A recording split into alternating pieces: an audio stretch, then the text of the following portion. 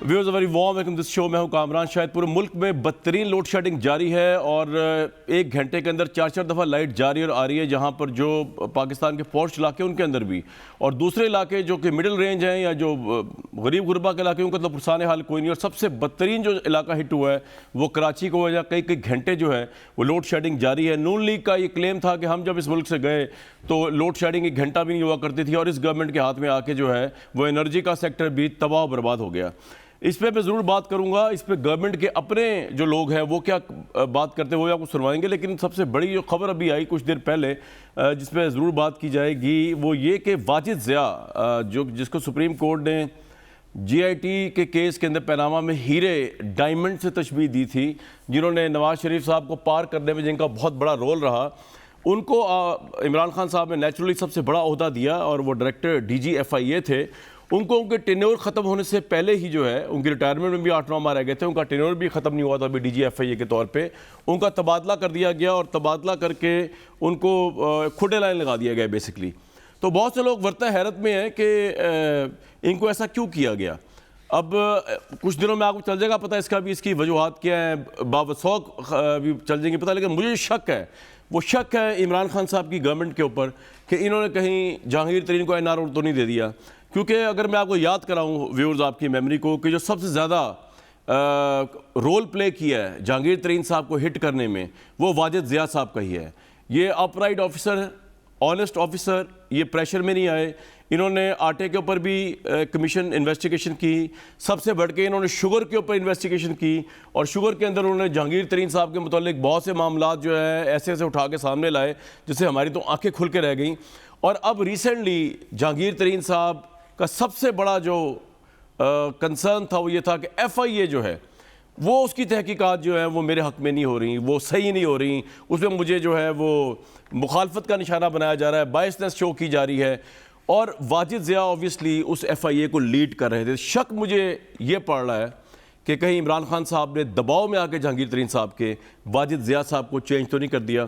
जहांगीर तरीन साहब ने क्या कहा था वाजिद ज़िया के बारे में जिनको आज चेंज किया है, और ये वही प्राइम मिनिस्टर हैं जो इससे पहले आउट ऑफ टर्न टेन्योर से पहले लोगों को हटाने को सख्त तंबीह किया करते थे और उसको मेरिट के सरासर खिलाफ वर्जी करार दिया करते और कहा करते सरकारी अफसरान को के ऊपर जब तक आप तलवार लटकाते रहेंगे कि उनको उनकी प्रमोशंस जो हैं वो सिक्योर नहीं है, उनकी टेन्योर सिक्योर नहीं है, वो कभी भी अपना काम ईमानदारी से नहीं कर सकेंगे। आज वही ईमानदार प्राइम मिनिस्टर ने एक ईमानदार अफसर को जो है वो टेन्योर कंप्लीट होने से पहले निकाल दिया।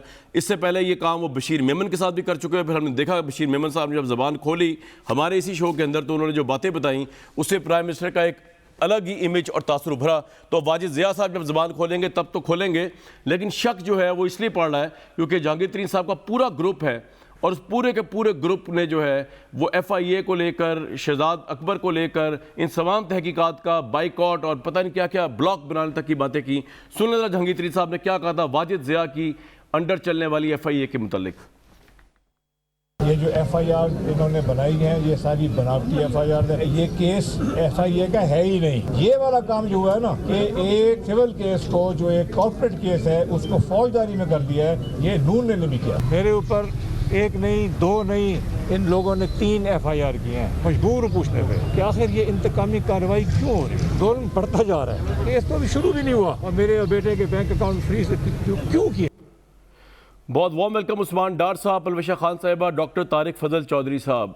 डॉक्टर साहब, शक है कि आपने NRO दे दिया है प्राइम मिनिस्टर ने जहांगीर तरीन को, जो इतने ऑनेस्ट अफसर FIA को तबादला किया गया है, जबकि इस प्रोटेस्ट कर रहे थे इन्हीं की रिपोर्ट के ऊपर भी, शुगर रिपोर्ट के ऊपर भी जहांगीर तरीन साहब और इनकी तहकीकात के ऊपर भी। देखिए कामरान, आप एक अच्छे तजिया निगार हैं और आपका ये फ़र्ज़ है, आपके व्यूअर्स आपसे एक्सपेक्ट भी करते हैं कि आप ज़बरदस्त तजिया करें।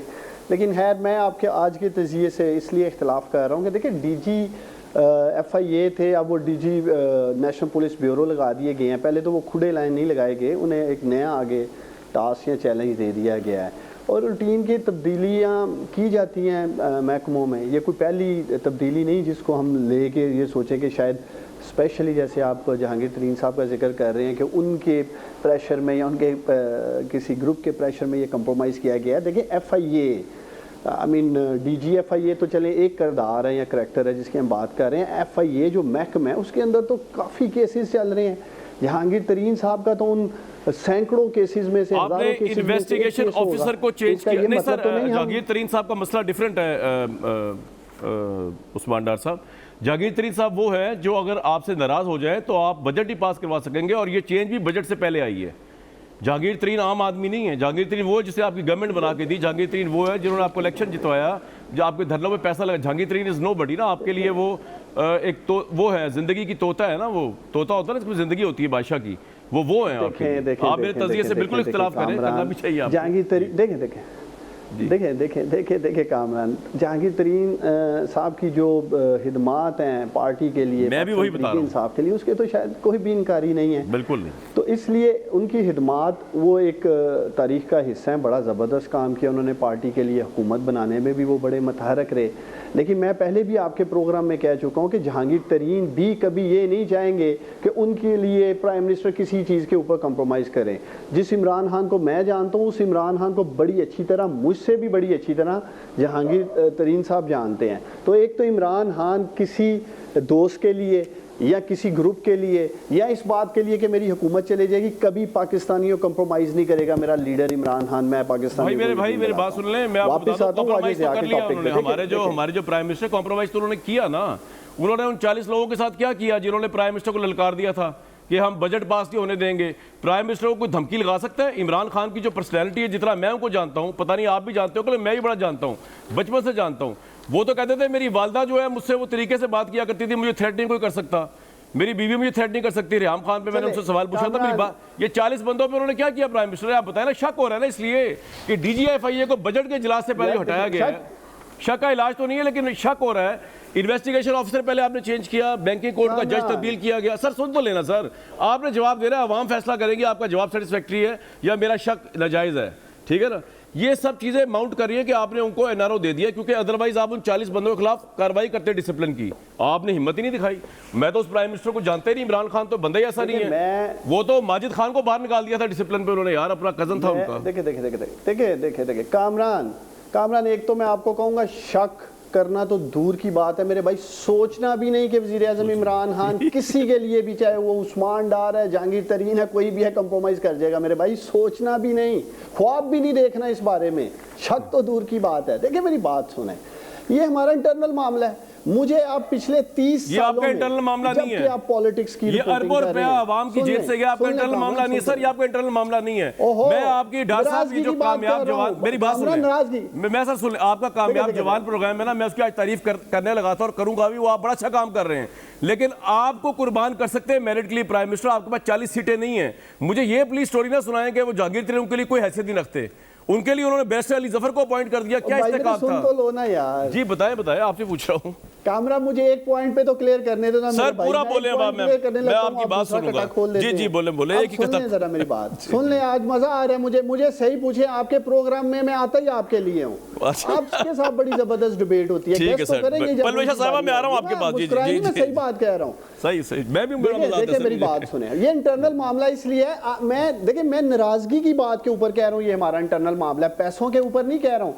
कोई भी कोalition गवर्नमेंट माजी में बताएं, इत्तेहादी ले लें, अंदर के लोग ले लें, जब थिन मेजॉरिटी के साथ आप हुकूमत में होते हैं फिर ऐसे मामला आते हैं, चाहे वो अंदर से आए चाहे इत्तेहादियों के आए, और उनको मैनेज किया जाता है। माजी में भी लोग करते रहे हैं। कौन सी हुकूमत जो कोalition पे बनी है जिसके साथ इत्तेहादी हैं, उन्होंने मामला सुधारे नहीं है, या नाराजगी का इजहार नहीं हुआ, या तहफ़्फ़ुज़ात का इजहार नहीं हुआ।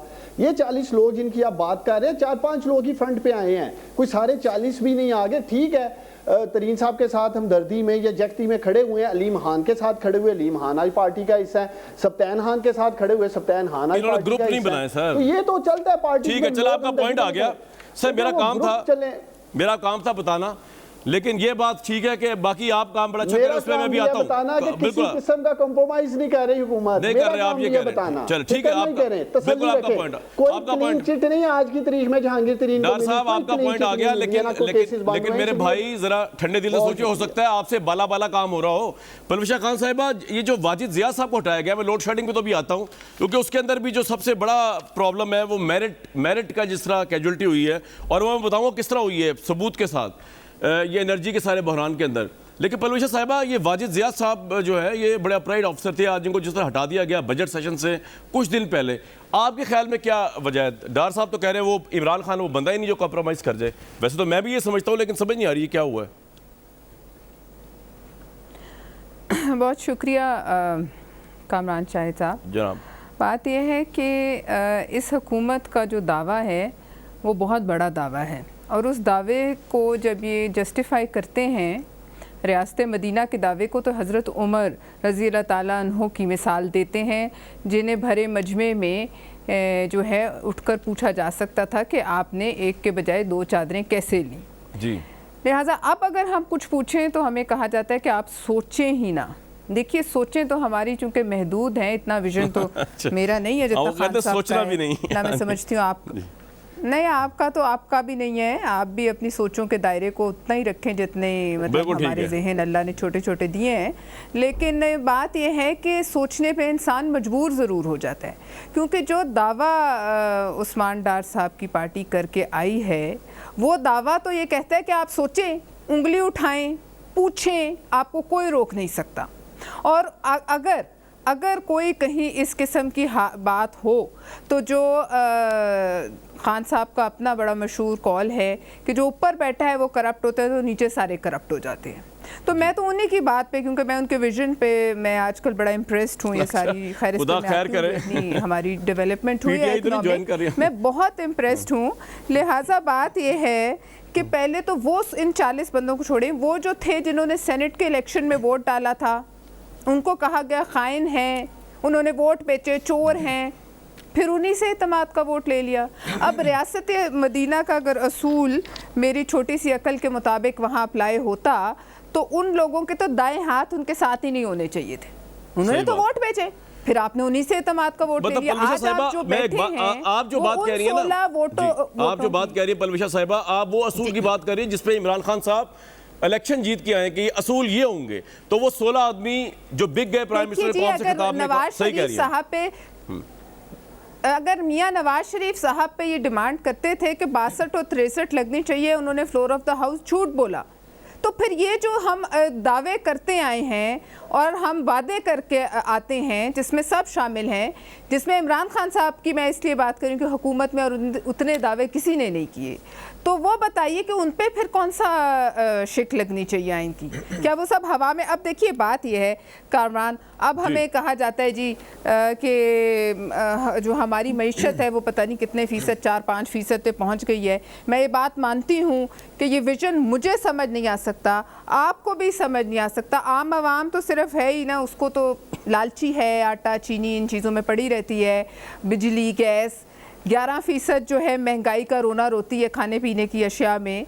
लेकिन वो 50 लाख घरों में करोड़ों नौकरियों के जो मालिक लोग बैठे हैं, 50 लाख घरों के बाहर लाखों कट्टे बंदे हैं जिनके दूध और घी से उनके अंदर चिराग जलते हैं, और उनके अंदर अजानें देते करोड़ों मुर्गे और अंडे देती करोड़ों मुर्गियाँ, जिनकी सोच से शहद की वो मक्खियाँ जिनकी वजह से ये जो हमारी यार पलविया साहिबा, वैसे आप मेरा ख्याल थोड़ा सा आप थोड़ी अपनी निगाह को खोल, मेरी बात तो सुने, समंदर से निकली गैस भी नजर नहीं आती, थोड़ी अपनी आंखें, हम अंधे हैं अकल के, मेरी बात सुने, थोड़ी आंखें खोलें। आज प्राइम मिनिस्टर ने इस्लामाबाद में पहला एहसास सेंटर इनॉग्रेट किया है जिसके अंदर लंगर खाना और 1-2 चीजें और इकट्ठी होंगी और रहने का।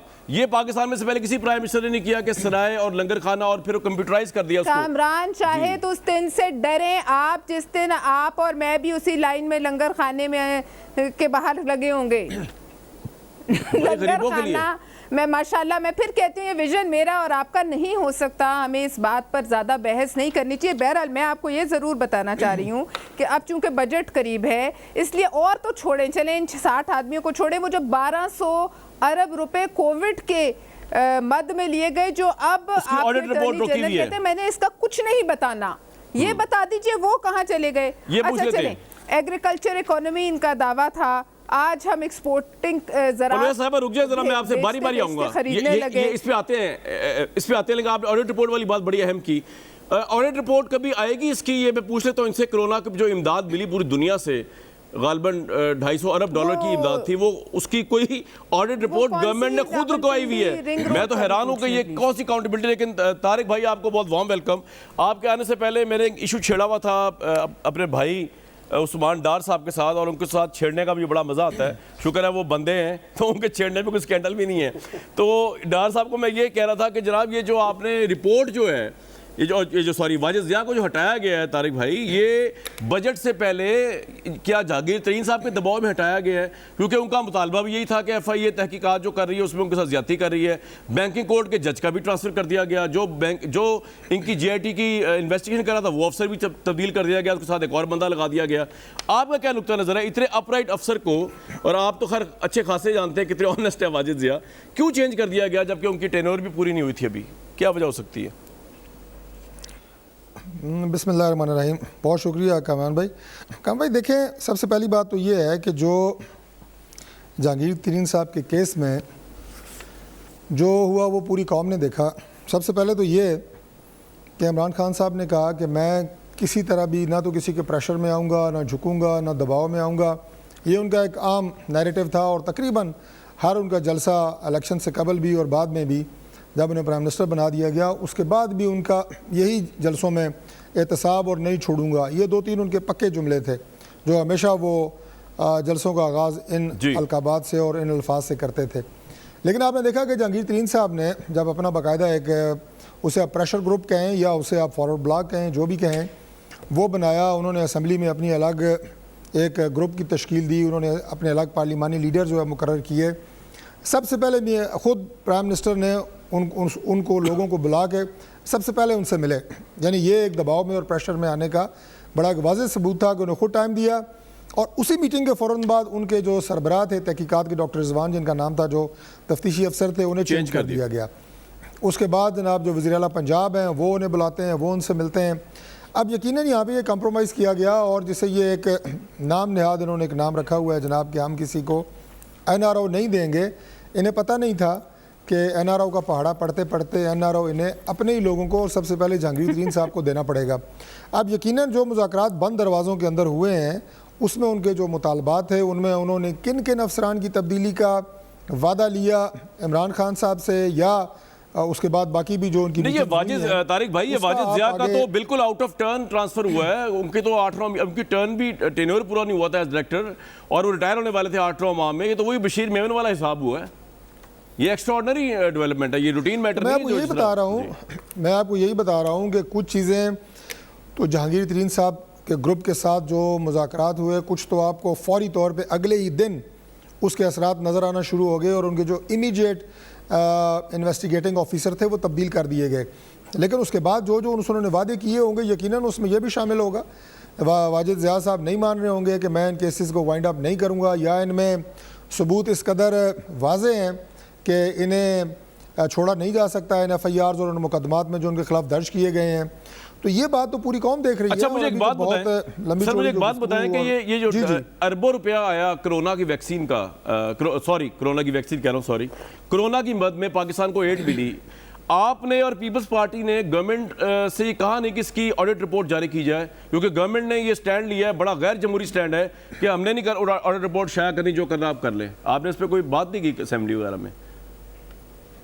तारिक भाई आपसे पूछ। देखें, ये बात इतनी, मैं कहूँगा इतनी ये छोटी बात नहीं है कि इस तरह ये ख़त्म हो जाएगी, या इस तरह इतना सैकड़ों डॉलर का ये जो पैकेज था वो अनऑडिटेबल है।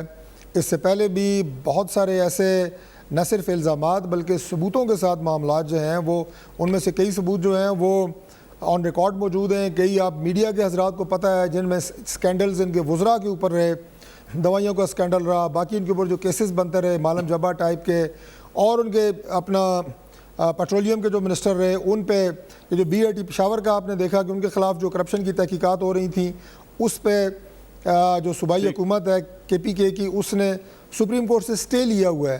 तो ये तो जो केस है कि जिसमें कोविड के हवाले से इतने सैकड़ों डॉलर 250 अरब है, उस पर कौम के सामने हकायक ना रखना, ये बिल्कुल ठीक है। ये मैं पूछ डॉक्टर साहब, आप अंदाजा लगाएं, ये तो बड़ी अजीब सी बात है कि आप ऑडिट रिपोर्ट जारी नहीं कर रहे इसकी। परविशा साहिबा ने भी बड़ा सही उसको हाईलाइट किया है कि क्यों नहीं कर रहे आप उसकी, वो पैसा किधर गया है? देखिए, पहले तो देखिए, मैं इनका मसला समझ सकता हूँ, मैं इनकी घबराहट समझ सकता हूँ, क्योंकि कामरान खुद सैलाब और जल्जले के, इन्होंने जो जल्जला के पैसे थे, दिहाड़ियाँ लगाई, तो इसलिए ये समझते हैं कि शायद जिस तरह हमने सैलाब और जल्जले के पैसे में दिहाड़ियाँ लगाई थी, शायद प्राइम मिनिस्टर इमरान और उसकी टीम भी कहीं कोरोना फंड में दिहाड़ियाँ ना लगा गई हो।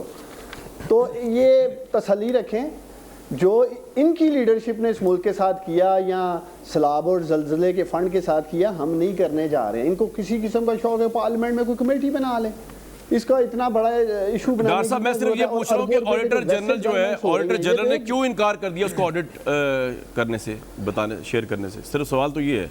देखिए मुझे है, वो तो आपको ऑडिटर जनरल ऑफ पाकिस्तान बता सकते हैं कि इसमें क्या कानूनी लकूनाज हैं या क्या वजूहात हो सकती है, जिसको हो सकता है कि कोई कॉन्फिडेंशियल क्लासेस हो कि किधर से क्या पैसे आए हैं। लेकिन अगर देखिए मैं समझता हूँ, मैं बात कर रहा हूँ ना, देखिए अगर इन्हें 4-6 लोगों को चाहिए, अगर किसी ने डोनर ने पैसे दिए हैं, कॉन्फिडेंशियल क्लास है जी, हमें एक्सपोज नहीं करें हमने कितना पैसा दिया है, ये 2-4 लोग जो भी कमेटी चाहते हैं बैठ के देख लें।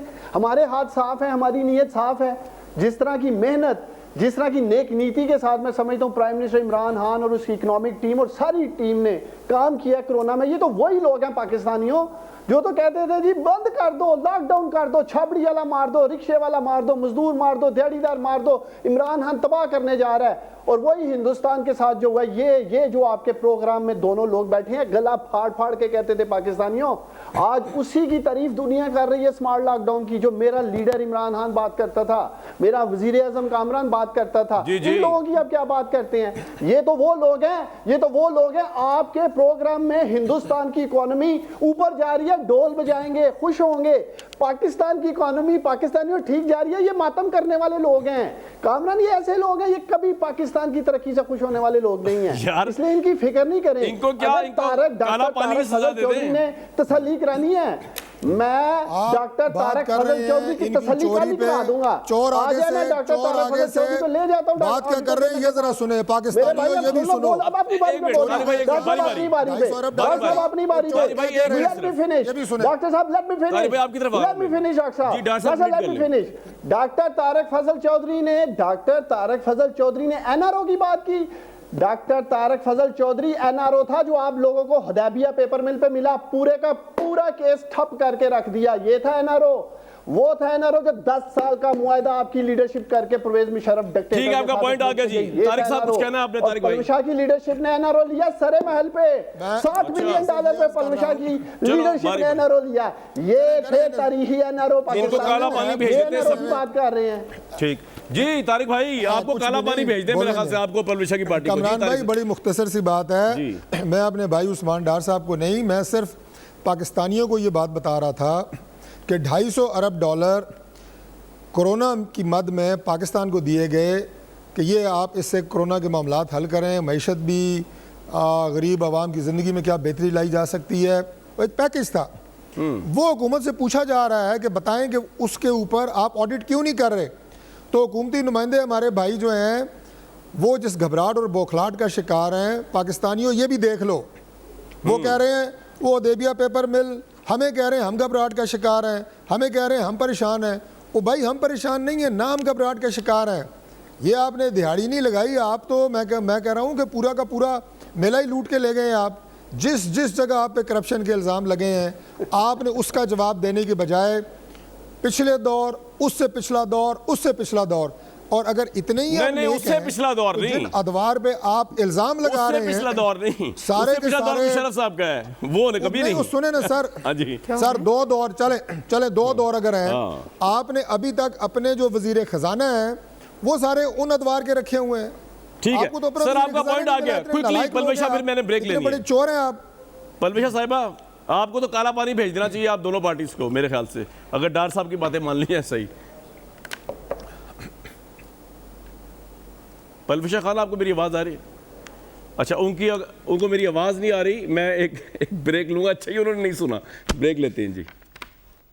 व्यूअर्स, बदतरीन बहरान चला लोड शेडिंग का, और इसके अंदर हुकूमत की एक बड़ी अहम जिम्मेदारी है जो मैं आपको भी हाईलाइट करूंगा, लेकिन इससे पहले मैं उस पर जाऊँ। पलवशा साहिबा, आपको आवाज़ नहीं आ रही थी, आपका रिस्पॉन्ड करने का राइट है, आपने कुछ कहना है? आपने जो गुफ्तगू हुई इससे पहले आपको जिस पे बात की गई आपके हवाले से।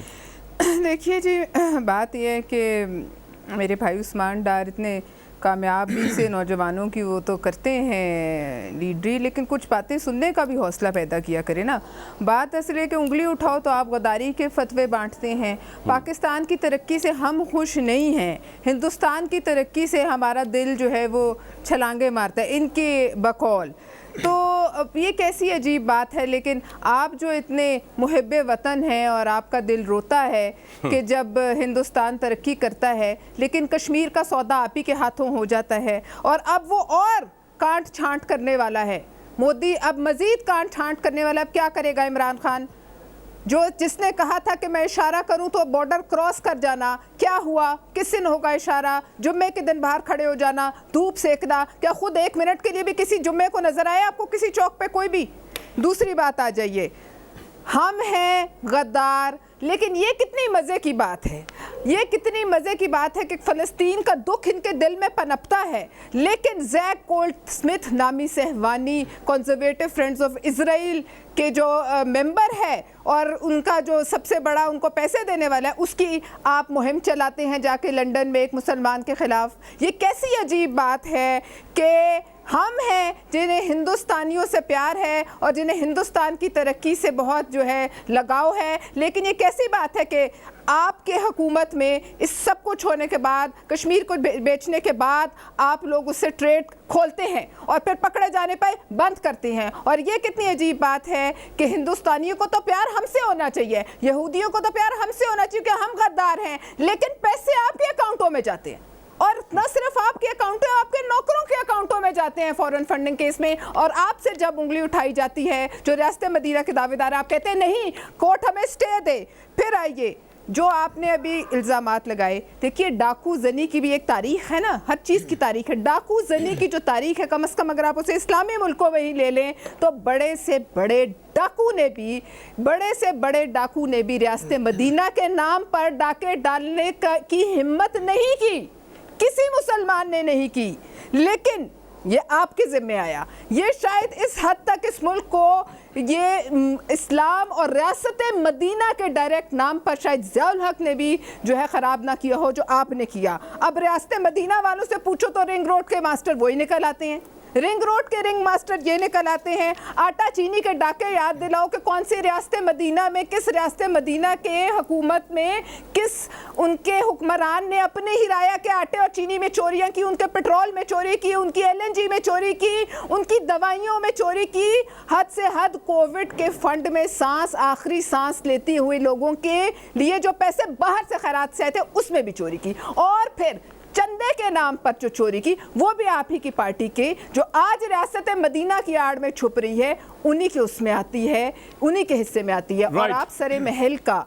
ताना देने से पहले ये सुन लीजिए कि ये अगर मैं तमाम स्कैंडल जमा करूं तो इससे 50 सरे महल खरीद सकते हैं आप। और ये भी सुन लीजिए कि हॉट मनी ही देख लीजिए, जो आपने बाहर से $2 बिलियन मंगवाए और 13.5% पे आपके स्टेट बैंक के गवर्नर ने उनको पैसे खिलाकर वापस उनको भेजा, वही निकाल लीजिए और देखिए उससे कितने सरे महल आते हैं। और ये भी याद रखिए कि आपका हुक्मरान, 1 मिनट कामरान, आपके हुक्मरान जो है, आपके रियासत के हुक्मरान जो अपने आप को रियासत के बाद जवाब देना, मेरे भाई जरा वो रहते हैं लाखों लोगों के सरों से छत छीनकर वो एक गैर कानूनी महल में रहते हैं, बन्नी गाला का महल में रहते हैं जो गैर कानूनी है। और आप सारे महल के लोगों को ताने देते हैं। आप वो हैं जिन्होंने लाखों लोगों के घर से गैर कानूनी होने के नाम पे छत छीनी। लिहाजा दूसरे की तरफ उंगली उठाने से पहले देखिए आपकी तरफ कितनी उंगली है। राइट, डार साहब देखे हमारी तरफ देखे पाकिस्तानियों, ये पलवशा मेरी बहन जो गला फाड़ रही थी और तारक फजल चौधरी, मैं एक 1 लाइनर सिर्फ जवाब दूंगा। गला नहीं फाड़ रही थी, वो लीडर है, सही बात कर रही थी इमरान खान। सुन लेना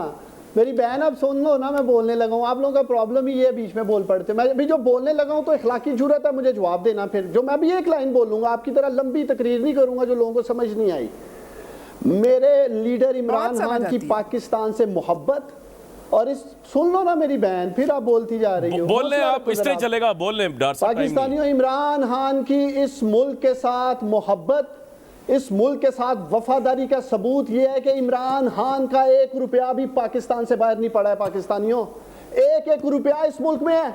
पलवशा बताओ कितनी दौलत तुम्हारी लीडरशिप की मुल्क से बाहर पड़ी है? तुम लोग उठाओगे इसराइल की आवाज, ले आओ। तुम लोग कश्मीर की आवाज उठाओगे। और तारिक फजल चौधरी जिसका लीडर अभी बाहर बैठा हुआ है, पाकिस्तानियों की दौलत की लूटमार बच्चे करके कितने बाहर इमरान खान प्रॉपर्टियां के? बना के, तो अखलाकी जुर्रत पैदा करो अपनी लीडरशिप देखो, को। खबर है, पाकिस्तान में तेज दौलत रहते हैं। लेके आए, अगर पाकिस्तान से प्यार है आप लाओ ना, आप हुक्मरान हो, हम क्यों लाएं? तारिक आप भाई कुछ कहना है हुक्मरान आपने? हैं, आप तारिक ये तारिक नहीं- फजल साहब, मैं दो आपकी बच्चे आप भी leadership ले का आओ, फर्क बता हम भी रहा ले हूं। आएंगे। तारिक फजल साहब एक मिनट, आप तारिक ले फजल साहब को आए ना, सुनना। 20 साल से कुछ भी नहीं लाए, 200 अरब भी ले आते मेरी बात सुनो जरा। तारिक फजल साहब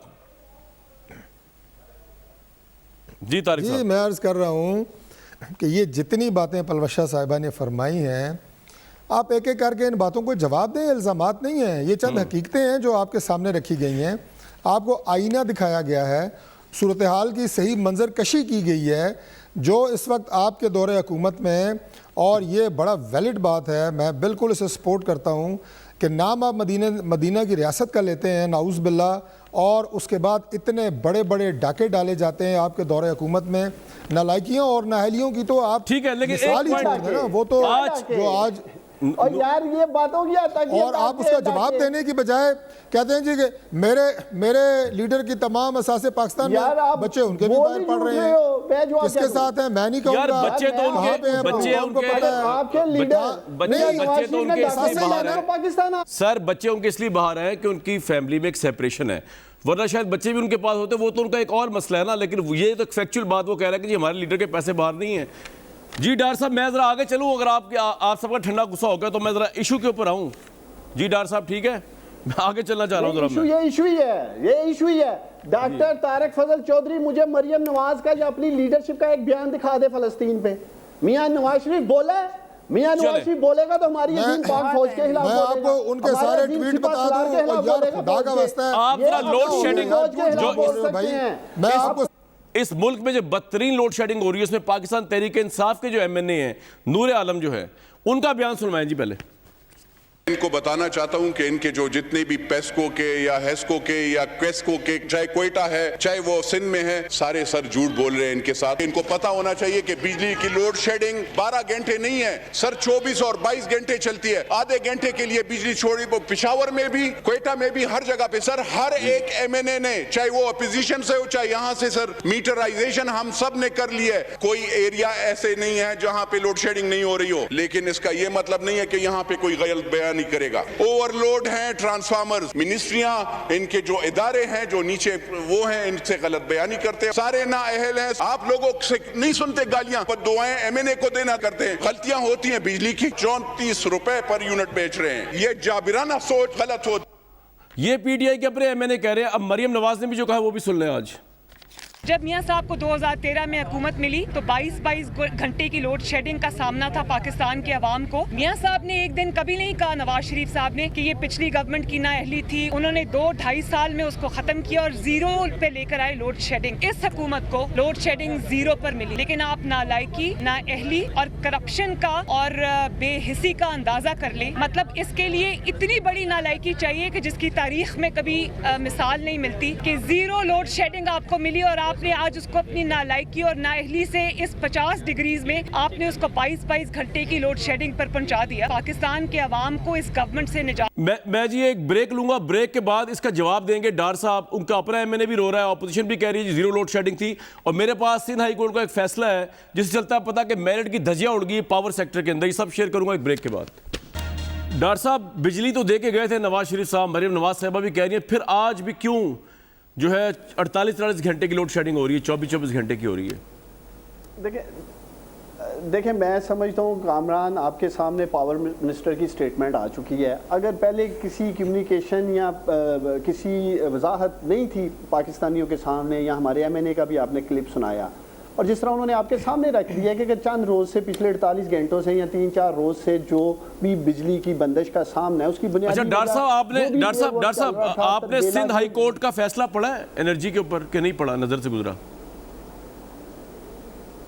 मेरी खैर नजर से नहीं गुजरा सर। मैं आपको जरा बताता हूँ, मैं डॉक्टर साहब को सुनाता हूँ। देखिए, आप एक अहल आदमी है, कामयाब जवान प्रोग्राम में आपके ऊपर कोई उंगली नहीं उठती, वजीर खारजा जस्टिफाइड अपनी पोस्ट के ऊपर, लेकिन बुज़दार साहब पे बात होती है। इसी तरह आपने एनर्जी की जो सबसे बड़ी गेनको होल्डिंग कंपनी है, जेनको होल्डिंग कंपनी से कहते हैं, इसके अंदर 4 के करीब आपके पावर के आते हैं, जाम छोरो गुड्डो मिला के। इसकी सबसे बड़ी होल्डिंग कंपनी जो है, इसका जो आपने CEO लगाया मोहम्मद इमरान मियाँ, ये एक चार्टर्ड अकाउंटेंट है, जबकि under section 27(5)(a) of the PC act of 1975 आप इंजीनियर के अलावा इस पोस्ट पे किसी को लगा ही नहीं सकते। और मिनिस्ट्री ऑफ एनर्जी को पाकिस्तान इंजीनियरिंग काउंसिल ने लिख के भेजा कि जनाब आपने चार्टर्ड अकाउंटेंट लगा दिया है एनर्जी के सेक्टर के अंदर, इतनी बड़ी कंपनी के अंदर, ये तो इस मुल्क के साथ ज्यादती है। तो ये फिर आपने नहीं सुना, आपकी मिनिस्ट्री ने कोई एक्शन नहीं लिया, मेरिट की धज्जियां उड़ती रहीं। सिंध हाई कोर्ट ने स्ट्राइक डाउन किया उसको 29 तारीख को of the last month. Sir ये कितनी ज्यादती है इस मुल्क के साथ? ये ज्यादती है। देखिए कामरान, देखिए पाकिस्तान तरीके इंसाफ मेरिट पे यकीन रखती है, prime minister Imran Khan merit पे यकीन रखते हैं, हमारी हुकूमत मेरिट पे। तो सर ये क्या है, वाज़िह दलील पाकिस्तान ये सर क्या है? फिर आपको बताया भी कि आप फिर भी एक्शन लिया, सिंध हाई कोर्ट को आना पड़ा। मुझे दीजिए कल तक इजाजत।